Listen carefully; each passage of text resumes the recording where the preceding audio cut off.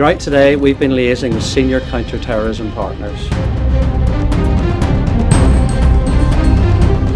The suspect, a man in his 30s, who we now understand to be Sudanese, was arrested at the scene on suspicion of attempted murder. Violence has erupted on the streets of Belfast, with shocking scenes unfolding after a stabbing incident triggered anti-immigration demonstrations across parts of the city. What began as public anger over a violent knife attack quickly escalated into chaos, and by the night of June 10th, multiple fires were burning across the Northern Irish capital. The incident happened in the Kennard Avenue area on Monday the 8th of June at around 10:30 p.m. Officers arrived at the scene within minutes of the report to detain and arrest the suspect and to administer first aid. Colleagues from Northern Ireland Ambulance Service attended a short time later. The victim was taken to hospital with significant injuries to his eyes and serious slash wound injuries to his back and face. One of the most dramatic moments saw a bus engulfed in flames as unrest spread beyond the city centre and into residential neighbourhoods. Aerial footage broadcast by Sky showed police moving in to disperse crowds, while fires could be seen burning at several locations across Belfast. The unrest came less than 24 hours after a brutal stabbing left a man seriously injured. According to the Police Service of Northern Ireland, the victim, a man in his 40s, suffered severe injuries to his eyes, face, and back during what authorities described as a violent knife attack. The assault took place in a residential area of Belfast late on June 9th. The suspect remains in police custody as detectives continue their investigation. Police also recovered a kitchen knife from the scene, a key piece of evidence in the case. The arrest, however, did little to calm tensions. Ryan Henderson, Assistant Chief Constable of the Police Service of Northern Ireland.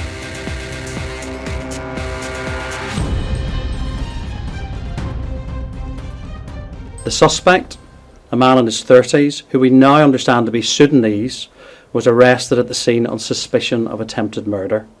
He is in custody, and at this time we are not seeking anyone else in connection with the investigation. And what is believed to be a kitchen knife was recovered at the scene. I share the public's revulsion over the brutal nature of this attack, which has created concern not only here in Northern Ireland but much further afield. News surrounding the suspect's immigration status rapidly spread online, sparking anti-immigration demonstrations that later descended into disorder. As crowds gathered, tensions intensified, and fires began appearing across different parts of the city. The burning bus soon became one of the defining images of the unrest, while police worked to regain control of affected areas. Throughout today, we've been liaising with senior counter-terrorism partners. At this stage, we have no information to suggest that this was a terrorist-related incident. However, I must stress, we are still at the early stages of our investigation. Thank you. I'm aware of speculation in relation to the suspect's immigration status. This morning I've been talking to colleagues from the Home Office whose role it is to manage the immigration status of individuals. I can confirm my understanding is that the individual was given leave to remain in Northern Ireland, but I know that colleagues in the Home Office will be confirming the exact details of the status over the coming days, so you'll hear more over the coming hours. You'll hear more from them this afternoon, I hope. Despite growing speculation online, senior police officials stressed that investigators have found no evidence linking the stabbing to terrorism. For now, detectives continue to investigate the violent stabbing, while Belfast grapples with the fallout from a night marked by fires, unrest, and heightened tensions on its streets. Shortly after 10:30 p.m. last night, a man in his 40s was subjected to an horrific, sustained knife attack in a street in North Belfast. He is in hospital in a serious condition having suffered very severe injuries. I know the thoughts of the whole House will be with him and his loved ones at what must be a time of unimaginable distress.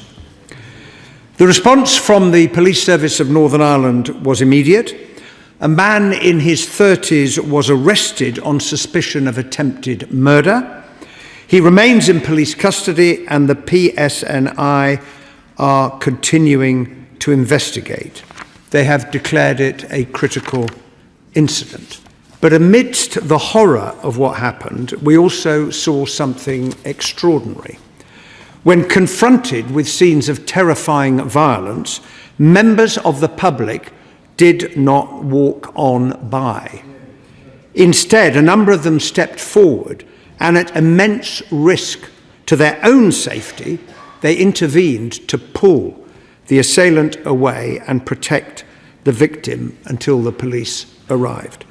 To those individuals, I would like to say this: you showed the very best of humanity, and you have the profound gratitude of this entire House. This was a horrific and brutal attack, and the PSNI are seeking to provide support and reassurance to the local community. The Chief Constable, to whom I have spoken twice this morning, and his officers have our full, unwavering support as they pursue their inquiries. I would also like to repeat their appeal not to share or repost footage of the attack out of respect for the victim's family. Mr. Speaker, I echo the words of the Prime Minister this morning that there is no place for such violence on our streets. All of us have a responsibility now to urge calm and let the police do their job. Any foreign national who abuses the hospitality of this country to commit crime should be in no doubt of our determination to deport them.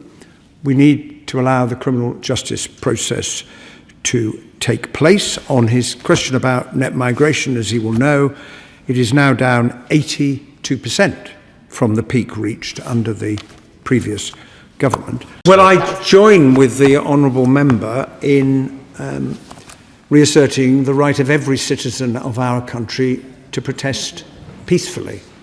But we have seen in the past that there are those, provoked by others, who sought to use that opportunity to then promote violence and disorder. And I join with him in saying peaceful protest, of course, everyone has the right to express their view. But in the end, if we want to support the PSNI, the last thing people should be doing is stretching their resources across Northern Ireland to deal with protests that aren't going to help anyone and are not going to assist in the furtherance of this investigation, so the perpetrator can be brought to face.